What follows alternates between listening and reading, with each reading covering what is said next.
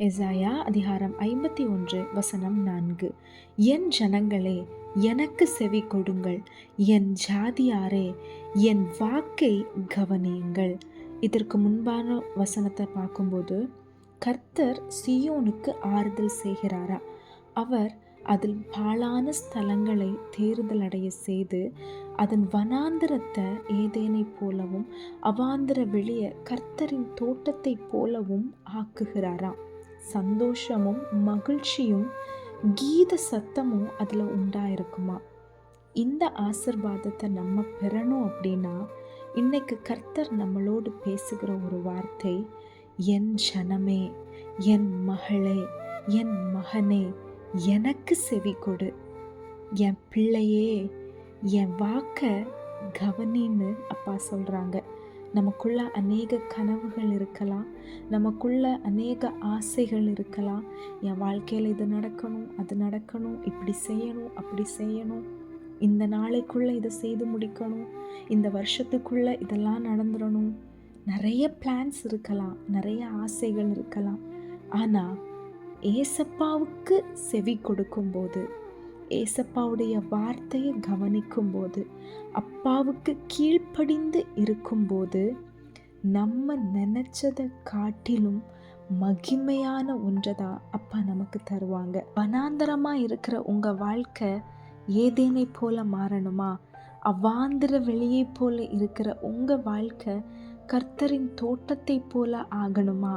உங்கள் வாழ்க்கையில் சந்தோஷம், மகிழ்ச்சி இருக்கணுமா? கர்த்தருக்கு செவி கொடுங்க. அவர் என்ன சொல்கிறாங்க அப்படிங்கிறத கொஞ்சம் கவனித்து கேளுங்க. உங்கள் வாழ்க்கையில் நீங்கள் நினச்சதை விடைக்கும் அற்புதம், அதிசயம் நடக்கும். நமக்கு எவ்வளவு ஆசைகள் இருந்தாலும், எவ்வளவு கனவுகள் இருந்தாலும், ஏசப்பா இது உங்களுக்கு சித்தம் தானா? இப்படி ஒரு விஷயம் வருதுப்பா, இதை குறித்து நீங்கள் என்னப்பா நினைக்கிறீங்க? என்கிட்ட பேசுங்க ஏசப்பா. என்ன நான் பார்க்கும்போது இது எனக்கு நல்லது மாதிரி தான் தெரியுது, இது எனக்கு வேணும் அப்படின்னு தான் எனக்கு என் இருதயம் சொல்லுது. என் மைண்டு இதில் போனால் நல்லா இருக்குமே அப்படின்னு நான் ட்ரீம் வேற எண்ண ஆரம்பிச்சிட்டேன். ஆனாலும் இது உங்கள் சித்தம் தானா? இது உங்களுக்கு பிடிச்சிருந்தா மட்டும் இது என் வாழ்க்கையில் நடக்கட்டும். என் ஆசையை விட உங்கள் சித்தம் எனக்கு முக்கியம்ப்பா அப்படின்னு சொல்லலாமா? இருதயத்தில் கையை வச்சு. உங்களுக்கு இருதயம் இந்த வார்த்தையை சொல்லும்போது வலிக்கும். ஆனாலும் அந்த வலியோட ஒரு அர்ப்பணிப்பை நம்ம இன்னைக்கு செய்ய போகிறோம். இதற்கான பலன் எவ்வளவு நாட்களானாலும் சரி, எவ்வளவு திட்டம் போட்டாலும் சரி, அடையாத நடக்காத ஒன்றை தான் அப்பா உங்களுக்கு வைத்திருக்கிறாங்க. இருதயத்தில் கையை வச்சு, ஏசப்பா எனக்கு ஆசை இருக்குது, எனக்கு நிறைய கனவு இருக்குது, இதை குறித்து நான் கனவு காணவே ஆரம்பிச்சிட்டேன். ஆனாலும் என் ஆசையெல்லாம் அப்படியே ஒரு குழியை தோண்டு நான் புதைச்சிடுறேன் ஏசப்பா. எனக்கு என் ஆசையை விட உங்கள் சித்தம் எனக்கு முக்கியம். நீங்கள் என்ன சொல்கிறீங்க இந்த விஷயத்தில்? நீங்கள் என்னப்பா சொல்கிறீங்க எனக்கு? நீங்கள் சொல்கிறீங்களா? என் ஆசை இல்லைப்பா, உங்கள் சித்தம் என் வாழ்க்கையில் நிறைவேறட்டும். அப்படியே தலைமையில கையை வச்சு சொல்லுங்களேன், ஏசப்பா என் ஆசை இல்லை, உங்கள் சித்தம் நிறைவேறட்டும். உங்கள் சத்தத்துக்கு நான் செவி கொடுக்குறேன்ப்பா. நீங்கள் என்ன சொல்கிறீங்க அப்படிங்கிறத நான் கவனித்து கேட்குறேன்ப்பா. என்கிட்ட பேசுங்க. உங்களுக்கு பிரியலாத எதுவும் என் வாழ்க்கையில் நடக்கக்கூடாது. என்னை அர்ப்பணிக்கிறேன்னு சொல்லுங்கள். கர்த்தருடைய சத்தத்தை கேட்டு அவருடைய சித்தத்துக்கு அர்ப்பணித்த யாரும் இதுவரைக்கும் கெட்டு போனதாக இல்லை. முடிவு மகிமையாக இருக்கும். அப்பாவுடைய சத்தத்துக்கு செவி கொடுக்க நீங்கள் அர்ப்பணிச்சிட்டிங்கல்ல, என்கிட்ட பேசுங்கப்பா. உங்கள் சத்தத்தை, உங்கள் வார்த்தையை நான் கவனிக்கிறேன் அப்படின்னு நீங்கள் சொல்கிறீங்கல்ல, கர்த்தர் உங்கள் வாழ்க்கையில் செய்ய போகிற காரியங்கள் பயங்கரமாக இருக்கும். வனாந்திரம் ஏதேனை போல மாறும், அவாந்திர வெளி கர்த்தரின் தோட்டத்தை போல மாறும். சந்தோஷமும் மகிழ்ச்சியும் துதியும் கீத சத்தமும் உங்கள் வாழ்க்கையில் உண்டாயிருக்கும். கொஞ்சம் நம்ம யோசிச்சு பார்க்கலாமா? நாம் பேசுகிறத ஒருத்தவங்க கவனிக்காமல் இருக்கிறாங்கன்னா நமக்கு எவ்வளோ கஷ்டமாக இருக்கும்ல. ஏசப்பாவும் இந்த மாதிரி தானே கஷ்டப்படுவாங்க. என் பிள்ளை என் பேச்சை கேட்க மாட்டேங்கிறாங்களே, என் பிள்ளை என் வார்த்தையை செவி கொடுத்து கவனிக்க மாட்டேங்கிறாளேன்னு ஏசப்பா வருத்தப்படுவாங்கல்ல. ஓகே, இவ்வளோ நாள் நம்ம அதை பண்ணிட்டோம், ஆனால் இன்றைக்கி ஏசப்பா வார்த்தையின் மூலம் நம்மோடு பேசிட்டாங்கல்ல.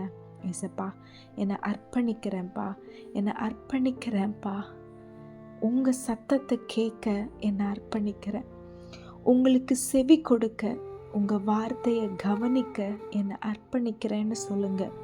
நாளைக்கே உங்கள் வாழ்க்கையில் ஒரு அற்புதம் நடந்துரும் அப்படின்னு நான் சொல்ல வரல. ஆனால் நீங்கள் பண்ணுகிற இந்த அர்ப்பணிப்புக்கு உங்களுக்கான அந்த டைமில் கர்த்தர் பெரிய ஒரு பலனை வைத்திருக்கிறாங்க.